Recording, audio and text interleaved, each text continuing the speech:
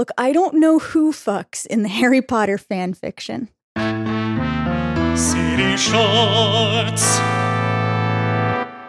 The specific identities of who fucks, that determines whether it is slash fiction or not. To my understanding, yes. Huh. Even though, of course, you could have any gender pairing denoted with a slash to indicate that that is the people who will be fucking in this fanfic. I think that in its original context, slash fic specifically meant queer fanfiction. Right. I feel like during my early days of the internet, in sort of the late 90s, when I was a teenager and, you know, the internet had maybe consolidated from Prodigy and CompuServe and AOL into like basically everybody had AOL, but it was still dial-up at that point. I remember being interested in the concept of pornography.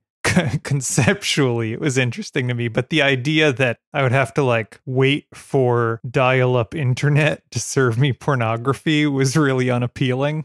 I remember my first introduction, I went to like read written erotica, I guess, to see what it was like, because that loaded fast on a computer. Do you think that is the genesis of like written erotica or fanfic? That it loads faster? That it loads faster? I don't think that's probably the reason. I don't think that's probably the main reason. How did your interest in not going to hell interact with your desire to look at pornography on the internet? Well, I mean, I think probably the threat of hell is what was enticing about it in the first place, I would say. I mean, I'm not a consumer of pornography in adulthood these days, but I think my major interest in it came during my teenage years, at the moment where I still believed that viewing it could send me to hell if I didn't make a, perfect contrition afterwards. And then once that ceased to be a threat, I became disinterested in the idea of pornography. Really? I think so, yeah. I think that's sort of how it went. I don't think I'd ever really understood how instead of it being freeing, now you can look at pornography since you know you won't go to hell.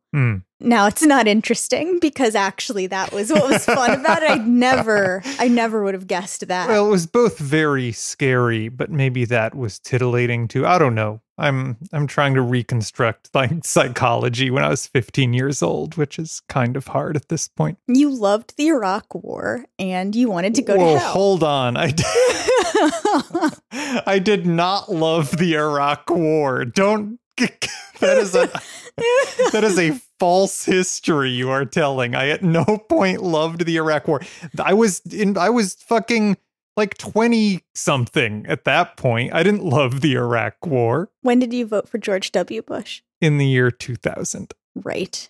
But once the war started, then you were not a supporter anymore? Then I was not well, that corresponded with like my going to college and learning literally anything about anything.